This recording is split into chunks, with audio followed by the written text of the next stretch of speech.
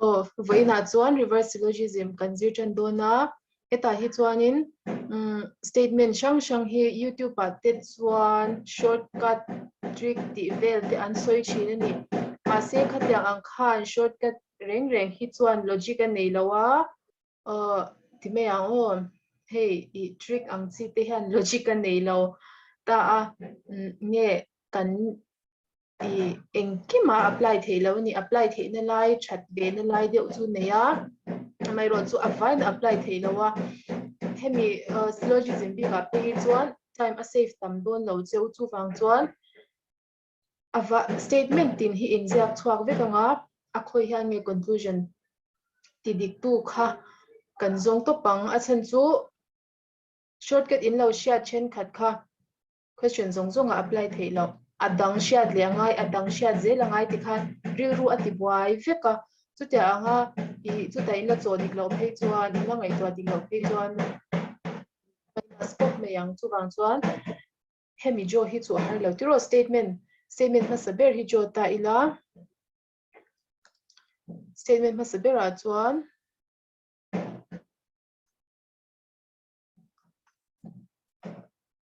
all fruits are vegetables. Some vegetables are pulses. Only a few pulses are cereals.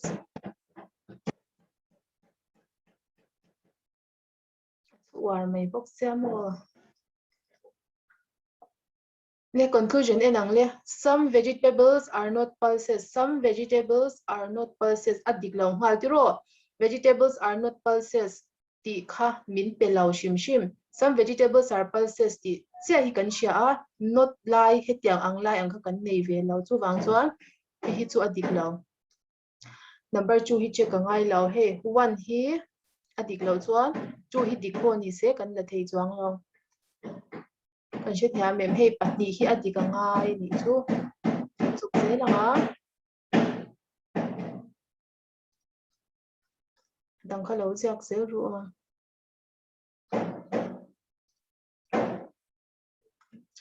all fruits are vegetables.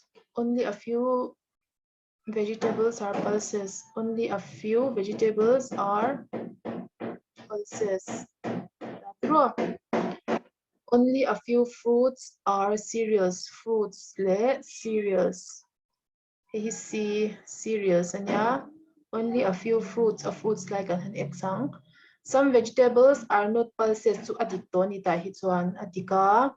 Some fruits can be cereals. Some fruits can be cereals. Some fruits are cereals. Tahan kan nei saring to atiro. Kan nei saring positive statement. Positive conclusion. Positive conclusion ka positive plus possibility om chuan negative ani dei chu wang chuan adik theilo an she thia mem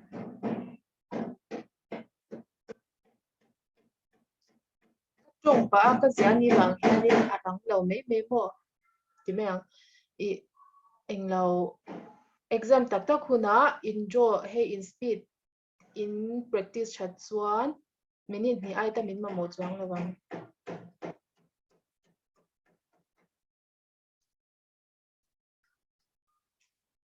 all fruits are vegetables. Only a few vegetables are pulses. Only a few vegetables are pulses. Kazyak leila. Swan no vegetables are cereals. Vegetables le cereals. Swan hemi englau bi ka hi swan. Some vegetables are not pulses to dikatiro. Statement 3 ya. Some fruits can be cereals. Some fruits can be cereals. Ani thailau tiro achan chu fruits hi vegetable in a cover veka vegetable le cereals in lawan nei thailau connection nei thailau can be por on ti se false plus possibility to a false thau.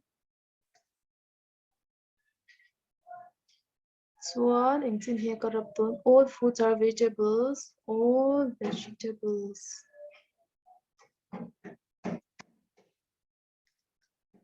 Vegetables song kan kwal kong mga all vegetables are cereals. Only a few vegetables are pulses.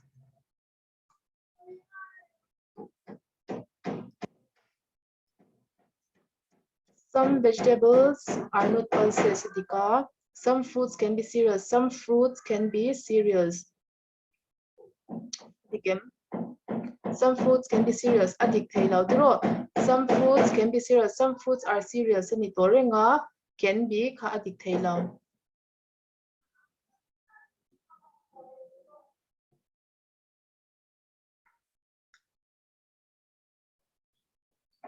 Palina hi aditonin kasyahan and simple. Palina pangana zo. All fruits are vegetables. All fruits are vegetables. Only a few vegetables are pulses. Only a few pulses are cereals. Some vegetables are not pulses. Some fruits can be cereals. Fruits can be cereals. Fruits less cereals. So heta in the dividend umaturo kan shelawa dau plus possibility 2.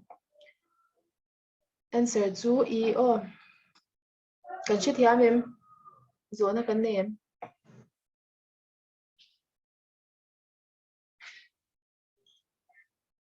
Aharin tiem.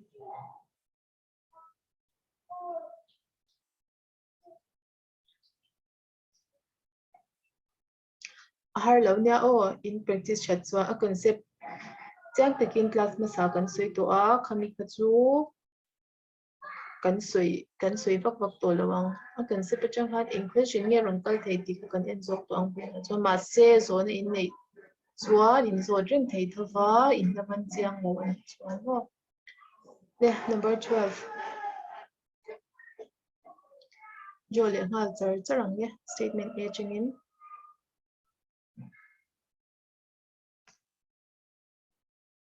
Some comedians are not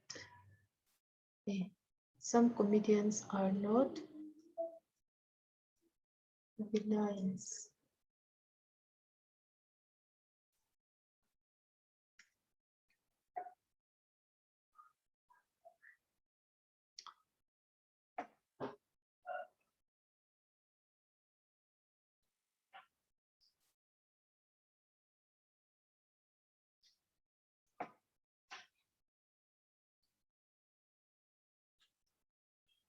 Some scoundrels are gestures.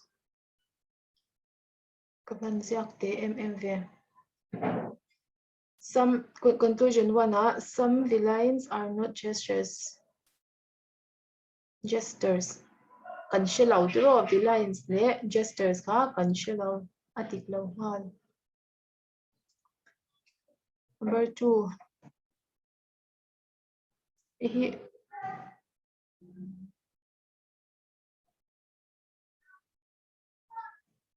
Thu hi in ang vek tu na chu bang chuan pakhat kan ringang.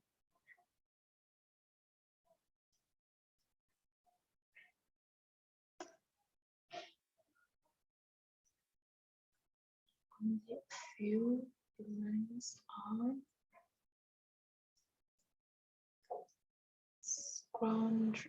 scoundrels. Chuan ain ang lo lai hi adumin kan tiang o. All scoundrels are gestures. Lamla chu har pya. Some villains are not gestures. Some villains are not gestures. Adikem. Adik ro heta hi chuan. Gestures kanin avakwal khung ve thau ta chuan number 2 some scoundrels can be comedians. Itu kan shelawa doubt plus possibility. Some villains are not gestures. Hidiklaw.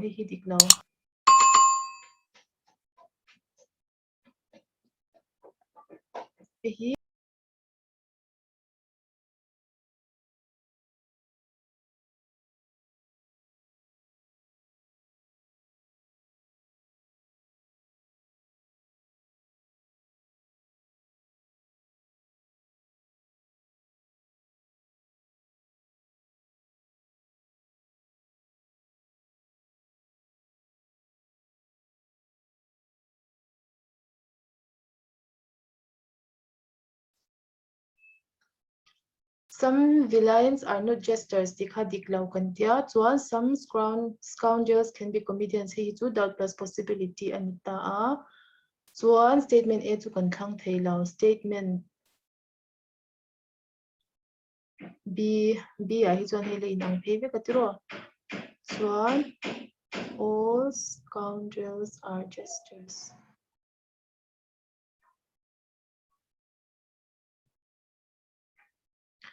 Zina khan B ka draw ni mo.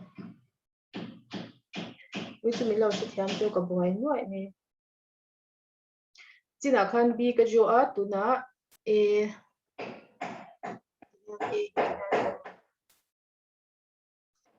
shi thiam to win ring. Chuan some villains are not jesters. Hipo kan chi chuang lo. Kan thang lo le nga lang. C. Only a few S dito ang kalambil pila. Only a few S are J. Only a few S are J. Chuan some V are not J. Some V are not J. V le J po kan shi chuang lo. Ala dik chuang lo ni chu hei po hi mo.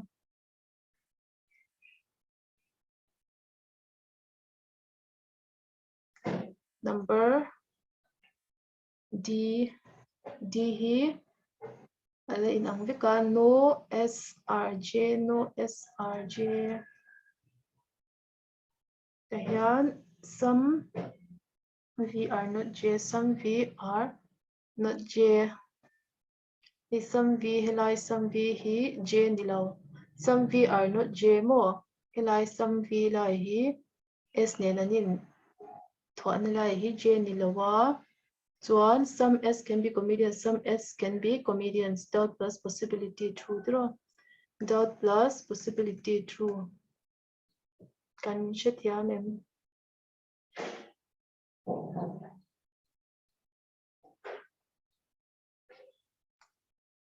Akhan ni may reverse syllogism chu tiang ba kha soi ru dang fa ka umlo.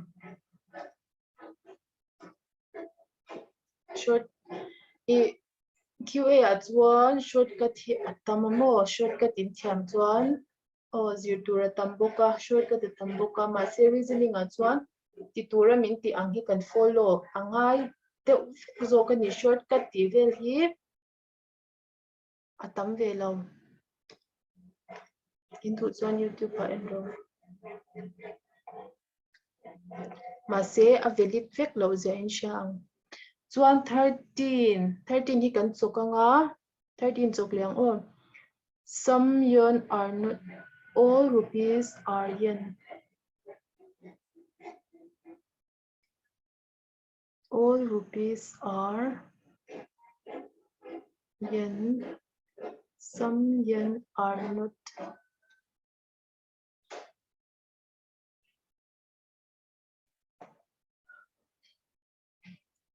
Yuan.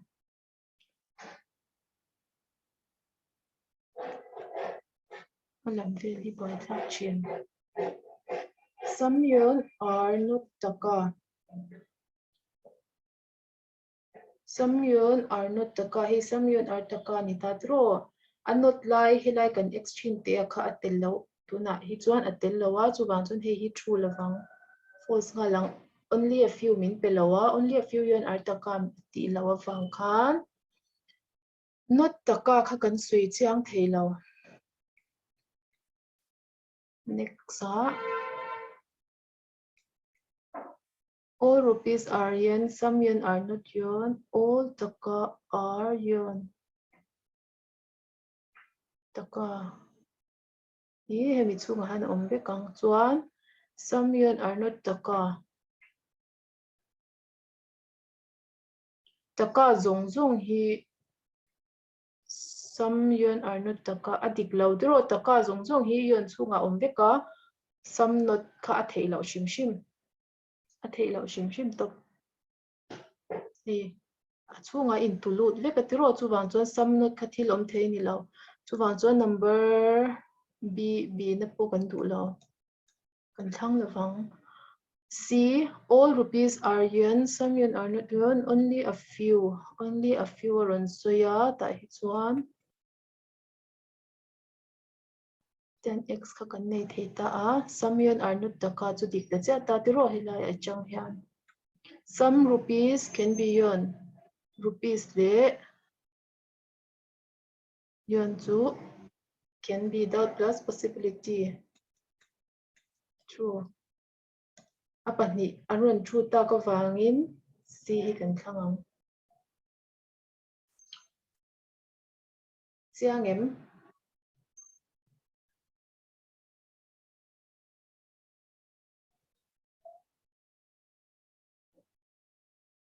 ka clear do ne. Chuan reverse syllogism kha chu kha ni mai ta amo answer C a.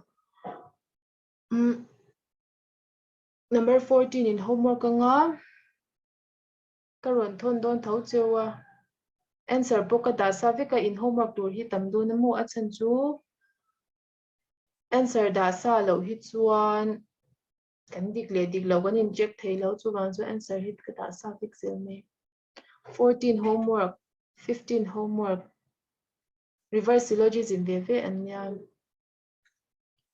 chuan hi new pattern ne ron ni ve le a fill in the blanks ang chi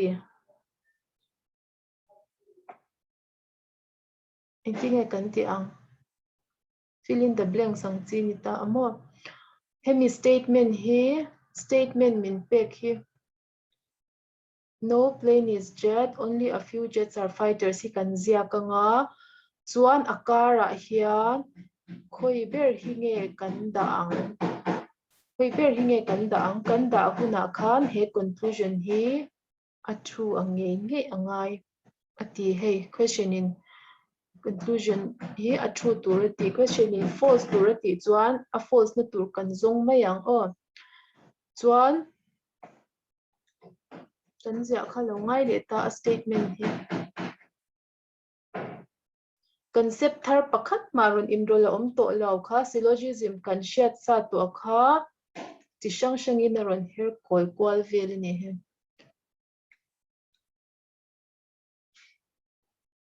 no plane is jet achianga only a few jets are fighter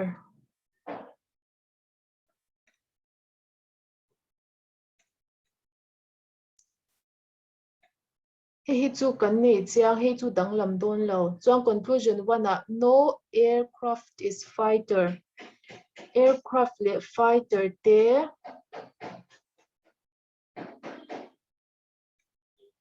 no relation chuan heta tang hian hemi hi kan nei tang hian conclusion hi adik theiam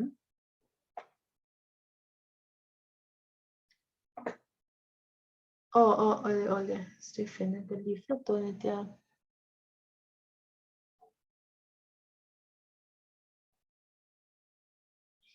no aircraft is some aircrafts are not planes some aircrafts are not plane kan shilo dro plane the aircraft te pani relation hi chu wang chuan hi chu a true lo awangin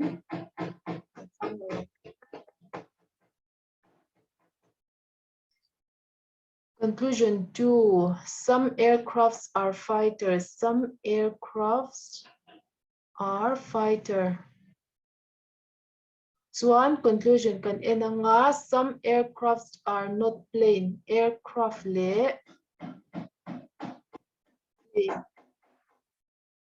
adik theiam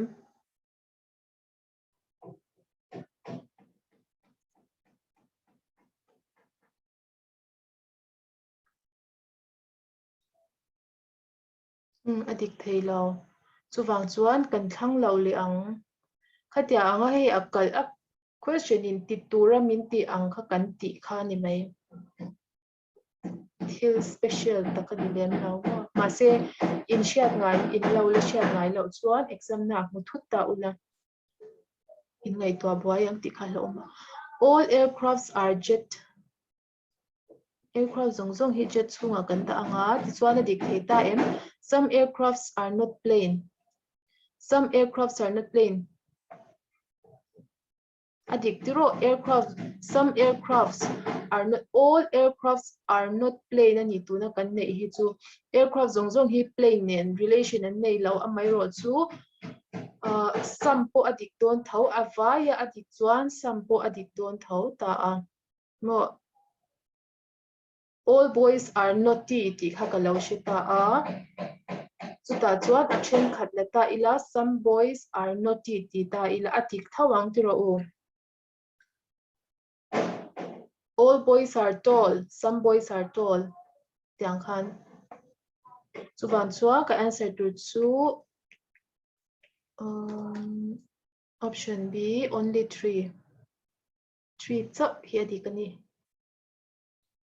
Kan shi thia me.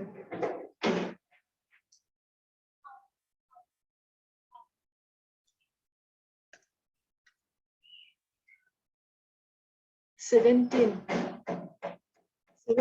hi division teu le ngoi ringin ka lo zia kang.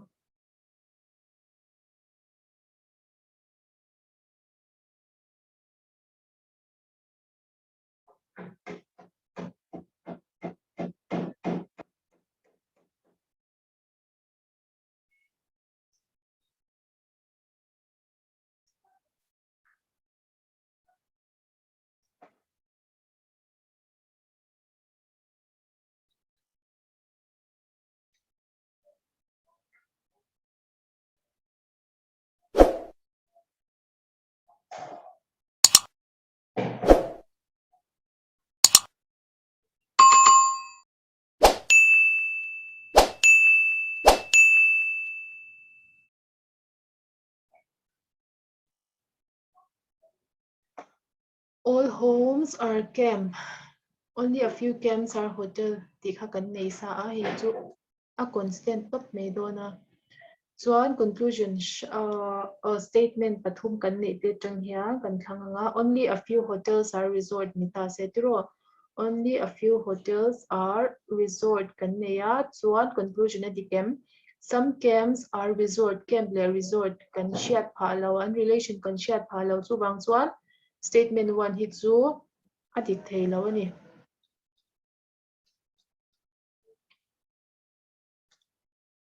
All hotels are resort. Pani na kanina nga. All hotels are resort. Chuan conclusion. Some camps are resort. Some camps are resort. Some camps are resort. Adik tiro. Some camps are resort. Hilahi.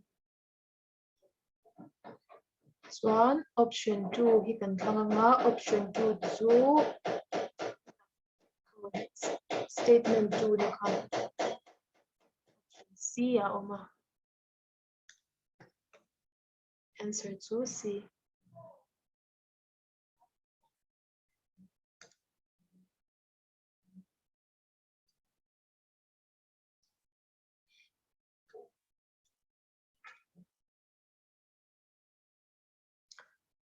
Le 18.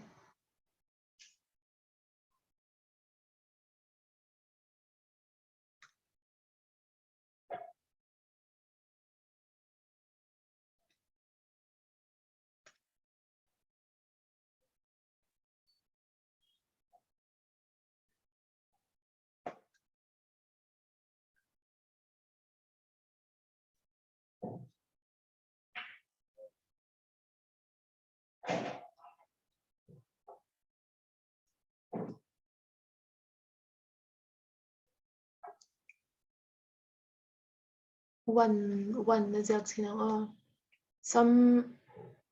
only a few trucks are bus. Only a few trucks are bus. Ita hijuan mo he. Tahan trucks so mga tiro only a few omnazo kaka kan eksanga only a few trucks are bus sanita a. Swan conclusion kan inang some trucks are not rail. Some trucks too. Some trucks henglai how he. Some trucks are not rail. Adik tiro. Henglai te hi truck chen khat te hi rail an nilaw. Adika. Chuan ma se option hi entaw la both 1 and 3 ti omta only 1 ti ombuka only one te, both 1 and 3 te, hey, ala on no ala bang khan, kan du tok me thei lo ni. Number 1 to true to a true. Only a few trucks are trained. Trucks are trained. Some trucks are not rail. Some trucks are not rail. Atik low doubt. Kan she thei lo. Chuang chuan chu adik lawanga.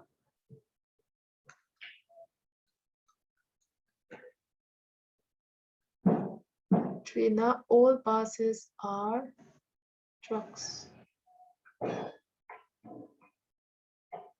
Some trucks are not rail. Some trucks too. Engeniang. Some trucks too. Hemlai te hita tiro pa zung zung. Some trucks ani thea.